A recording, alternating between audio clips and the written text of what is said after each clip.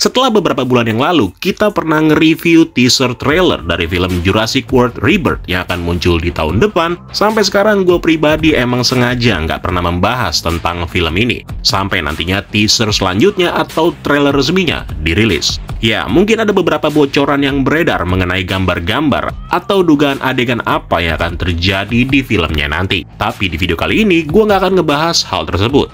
Mungkin di lain waktu. Namun kali ini gue pengen ngebahas tentang kemungkinan tentang adanya twist atau kejutan-kejutan yang kedepannya bisa membuat franchise ini mungkin sedikit membaik dan mungkin juga malah ke arah yang nggak jelas. Karena sejauh yang gue tahu sejak film Jurassic World Dominion sebelumnya, banyak para penggemar yang ngerasa kalau franchise ini sepertinya mengalami kemunduran, khususnya dari apa yang disuguhkan di dalam film Dominion.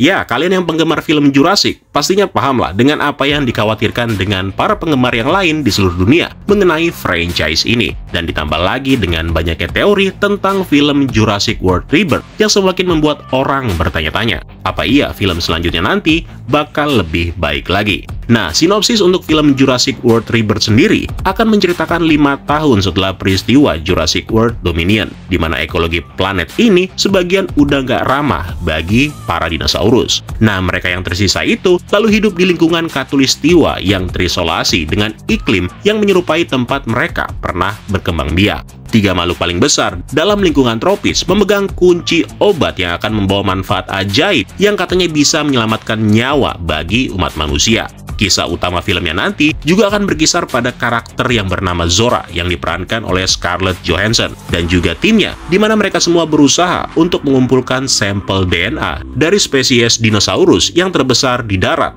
udara, dan juga laut. Hal ini dimaksudkan untuk membantu manusia menciptakan obat yang mengubah permainan. Tapi sayangnya misi itu lalu tiba-tiba terganggu pada saat mereka terdampar di sebuah pulau bersama dengan keluarga yang akan ikut terdampar bersama dengan mereka. Yang kemudian di pulau tersebut, mereka langsung berhadapan dengan penemuan yang mengerikan sekaligus mengejutkan yang telah disembunyikan dari dunia selama beberapa dekade.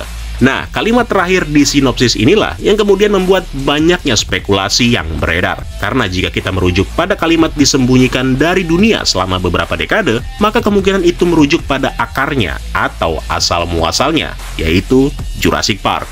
Jadi, apapun yang ditemukan Zora dan timnya nanti, maka itu langsung membuka ruang bagi spekulasi apa yang bisa terjadi pada film Jurassic World Rebirth. Ada beberapa kemungkinan teori yang bisa dimasukkan di dalam filmnya, menurut teori yang beredar di permukaan. Nah, yang pertama dan yang paling banyak dibahas oleh orang-orang adalah teori tentang adanya kemungkinan hibrida dinosaurus dengan manusia. Buat sebagian penonton, teori ini pasti terdengar agak nggak masuk akal. Namun ternyata, ide cloning manusia dengan dinosaurus ternyata sudah ada sejak rencana pembuatan film Jurassic Park yang keempat. Jadi ceritanya pada tahun 2004, Universal Studio memperkenalkan seorang penulis yang bernama John Sayles setelah penulis sebelumnya keluar dari proyek tersebut. Dalam salah satu skripnya, ia menulis beberapa hal yang berbeda untuk membuat cerita pembuka yang tepat untuk sequelnya. Dan salah satu skrip Jurassic yang keempat ini menyertakan tema hibrida manusia dan dinosaurus. Tapi kemudian setelah Steven Spielberg ikut turun tangan, akhirnya ide-ide tersebut dibatalkan dan nggak pernah terrealisasi. Nah, namun sekarang kemungkinan untuk menambahkan ide yang kontroversial itu menjadi mungkin kembali. Apalagi selama bertahun-tahun, film-film Jurassic World telah mengajukan ide pencampuran DNA dinosaurus dan juga manusia dengan berbagai cara, termasuk mengkloning Maisie Lockwood. Jadi wajar aja jika di film selanjutnya, konsep-konsep ini mulai ditunjukkan untuk memperkenalkan makhluk yang merupakan hibrida manusia dan dinosaurus sejati, dan juga kemungkinan penciptaan eksperimen rahasia. Nah, untuk gue pribadi, penggunaan ide hibrida ini merupakan sesuatu yang berani dan sangat beresiko. Karena ini adalah sesuatu yang belum pernah dilihat siapapun sebelumnya. Jadi bisa aja ide tersebut mendapatkan respon positif, tapi bisa juga malah membuat para penonton semakin kecewa. Nah, yang kedua adalah tentang teori yang menyebutkan adanya pulau rahasia yang ketiga di luar Isla Nublar dan Sorna, yang mana teori ini juga bisa membuat semacam kejutan di Jurassic World Rebirth. Adanya pulau rahasia dengan banyak dinosaurus di dalamnya memang cukup menarik, meskipun sebelumnya orang-orang berhasil mengidentifikasi beberapa logo InGen di belakang karakter Mahershala Ali dalam foto resmi pertamanya. Namun hal ini juga sekaligus memunculkan spekulasi bahwa kelompok tersebut telah sampai di pulau yang dulunya adalah milik InGen. Jurassic World Rebirth bisa jadi merupakan film yang akan memperkenalkan Side C atau Pulau Isla yang ketiga. Selalu aja ada kepercayaan bahwa mungkin ada pos-pos InGen tambahan yang tidak pernah tercatat dan bahkan lebih rahasia. Dan setelah tim yang dipimpin oleh Zora menjelajahi pulau itu, kelompok tersebut lalu menyadari bahwa mereka sekarang berada dalam bagian dari alur waktu penelitian awal yang pernah dilakukan oleh John Hammond dan juga InGen. Segala kemungkinan bisa terjadi, andai pulau ketiga itu memang beneran ada. Bisa aja karakter manusia yang terdampar itu kemudian menemukan kuburan semua dinosaurus dan juga kloningan dinosaurus yang gagal yang tidak berhasil dibuat oleh InGen selama bertahun-tahun. Mereka juga bisa aja menemukan hibrida dinosaurus pertama atau mungkin mutant mengerikan yang telah diciptakan secara rahasia oleh tim Lockwood dan juga John Hammond. Nah, yang ketiga yaitu tentang adanya teori yang menyebutkan perihal adanya virus dinosaurus yang bisa membuat manusia punah seketika. Yes, kalau ini bisa dibilang merupakan sebuah teori yang cukup masuk akal karena berhubungan dengan sinopsis resmi film Jurassic World Rebirth. Alur cerita ini bisa terjadi pada dinosaurus yang sedang sekarat akibat tidak memiliki habitat yang tepat untuk ditinggali. Yang mana sementara itu, manusia secara misterius berusaha mendapatkan obat yang diambil dari DNA dinosaurus yang memiliki kemampuan dalam tanda kutip menyelamatkan nyawa manusia. Nah, kedua elemen ini bisa dihubungkan dan akan menimbulkan sebuah alur cerita yang besar, di mana para dinosaurus ternyata membawa penyakit yang bisa mematikan bagi manusia. Dan penyakit itu hampir menyebar ke seluruh dunia. Ini akan menjadi perkembangan yang menarik bagi Jurassic World Rebirth di sejumlah level. Sebagai permulaan, ini akan menciptakan konflik yang lebih besar antara manusia dan juga dinosaurus, yang mana hal tersebut menyiratkan bahwa kedua spesies itu tidak dimaksudkan untuk hidup di bumi secara bersamaan.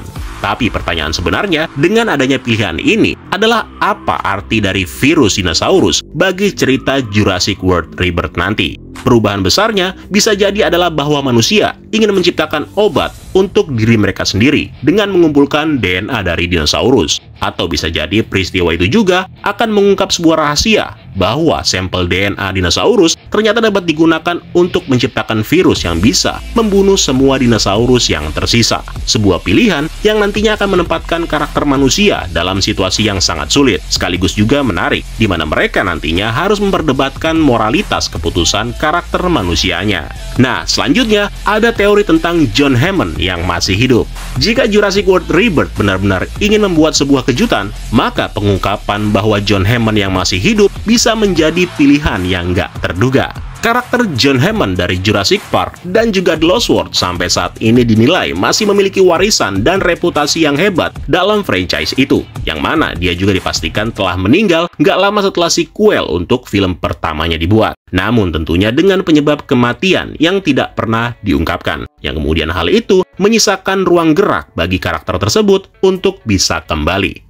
Meskipun kita tahu juga bahwa pemeran karakter John Hammond, yaitu Richard Attenborough, tidak lagi dapat memerankannya karena beliau udah tutup usia di tahun 2014.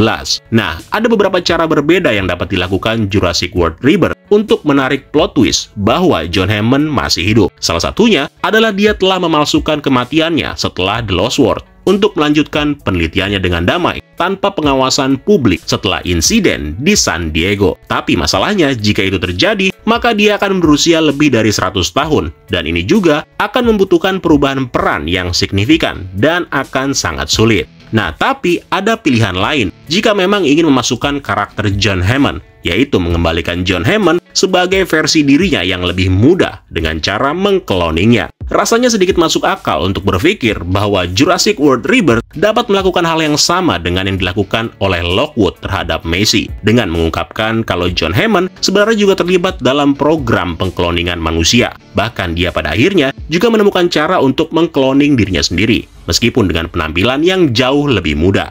yang mana penggambaran John Hammond yang lebih muda ini sesuai dengan novel asli karangan Michael Crichton, yang tampak lebih muda dan jauh lebih kejam dan jahat daripada yang ada di versi filmnya. Ya mungkin aja ya, meskipun agak gimana gitu, tapi semuanya bisa terjadi. Nah, teori atau kejutan yang terakhir adalah perihal adanya dunia baru yang hilang bersama dinosaurus yang asli, atau dengan kata lain The Lost World yang sebenarnya, tanpa rekayasa genetik dan tanpa campur tangan manusia. Nah, alih-alih hanya pergi ke pulau atau fasilitas penelitian yang baru, Jurassic World bisa menghadirkan sesuatu yang jauh lebih besar, yaitu mengikuti tema baru seperti Land of the Lost atau Hollow Earth versi Monsterverse.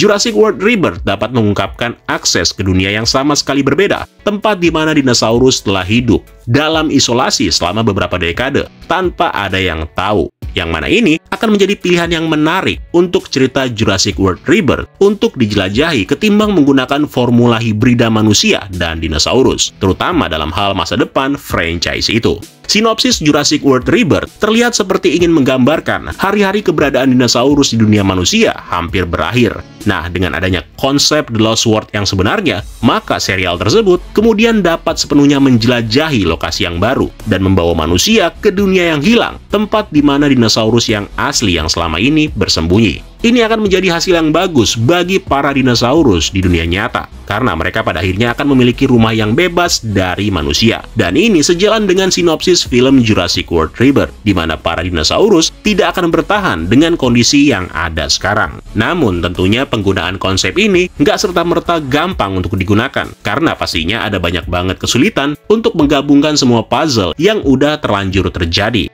Tapi jika dibandingkan semua teori yang ada sebelumnya tadi, ini merupakan sebuah formula yang bisa dibilang jauh lebih baik. Karena ujung-ujungnya, semuanya akan berakhir di kondisi yang lebih alami. Sejauh yang gue tahu dari semua film dinosaurus yang pernah gue tonton, tema film seperti ini nggak jauh-jauh dari yang namanya alam. Predator pemangsa, rahasia di dalam dunia yang baru tersebut, dan lain sebagainya. Sebuah film dinosaurus yang enak untuk dinikmati. Tapi kalau menggunakan konsep hibrida, ya bagus memang, dan punya warna yang baru. Cuma ujung-ujungnya mau kemana? Apa seluruh dunia bakal dikuasai oleh makhluk hibrida dan berakhir dengan punahnya umat manusia, seperti yang terjadi di film Planet of the Apes? Ya, tapi lagi-lagi semuanya ini tergantung dengan bagaimana para pembuat film akan memilih konsep yang tepat dan seberapa bagus eksekusinya nanti. Kalau kalian lebih suka teori yang mana? Coba kalian tulis di kolom komentar. Kalau gitu sekian dulu untuk video pembahasan kita kali ini, dan terima kasih buat yang udah nonton. Dan sampai ketemu lagi di kesempatan selanjutnya. Keren lo semua. Ciao.